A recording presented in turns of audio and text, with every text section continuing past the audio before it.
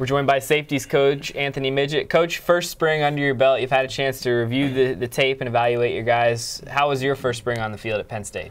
It was great. We have a great group of guys here at Penn State. Coach O'Brien, we've done a good job of recruiting good players, and we just have a bunch of unselfish kids that come to work every day and just want to get better, and I like the group and where we're at. From the start of spring practice to the end of spring practice and then now into summer, how much progress did the Safeties make? Tremendous. The guys worked hard, improved every day with the footwork and the techniques and the eye discipline that we asked them to do at the beginning of the spring.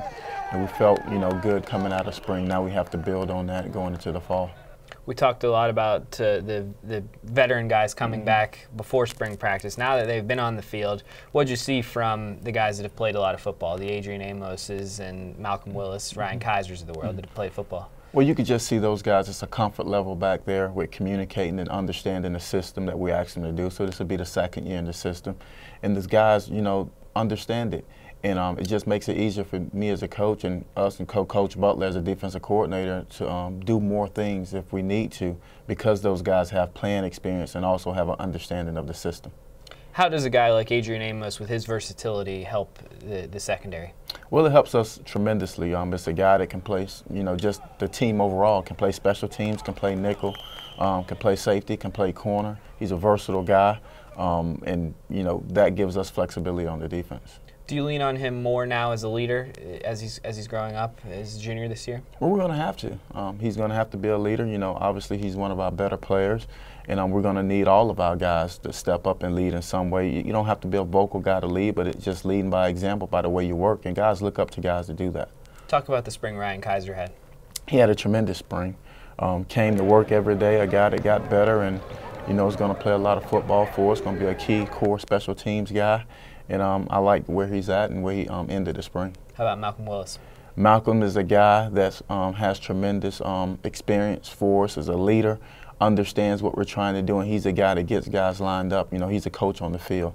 And that Malcolm does a great job with our younger guys, helping them in the film room and on the field to do things the way we needed to get done. Talk about some of those younger guys you just mentioned, whether it be Malik Golden, who moved over from the offense, Jake Kiley, some of those guys. You take a guy like Malik Golden that has, tremendous athletic ability that, he'll definitely help us on special teams. He had a good spring from where he started, not playing a position last year, and did a good job of improving each day. So I'm leaning on guys like Malcolm and Keiser to help him in developing, so he could be a guy in the future that we'll be looking forward to playing. Obviously, you coach the safeties, Coach Butler coaches the cornerbacks, but how does the group come together, in the meeting room and move forward collectively together? Well, me and Coach Butler have a great working relationship. We meet together. That cuts down on the confusion of having two rooms. So that's been a that's been a positive.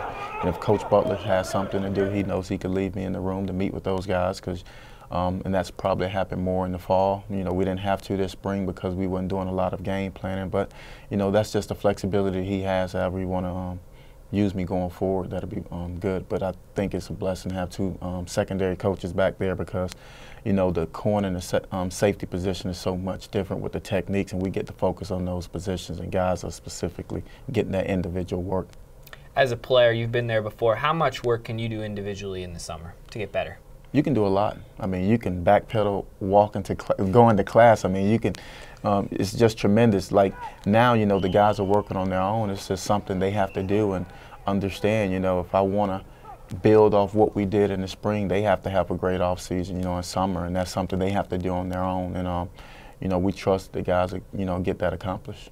What were a couple things that you really were driving home at the end of spring and then heading into summer that you wanted to see improvement on heading into fall camp? Well, just playing discipline and making plays on the ball when we had the opportunity. I thought we got better at that this spring, but we still have a ways to go, because obviously, we're going to be building this defense. We have to get the offense the ball back. We have to create turnovers, and that's something that we're going to continue to stress, and that we've seen improvement this spring, but obviously we're not where we want to be yet, but we're going to keep working and get there. With the depth and experience, how much are you looking forward to the start of camp and then on into the season? I'm ready. The guys are ready. It's a deal, just being a former player and being around it, you just can't wait to Saturdays. And also just to experience the game day atmosphere in the stadium is going to, it's unbelievable. I've seen it, but I haven't experienced it, so I'm excited from that standpoint. Coach, we really appreciate your time. Thanks for talking to us. Thank you for having me.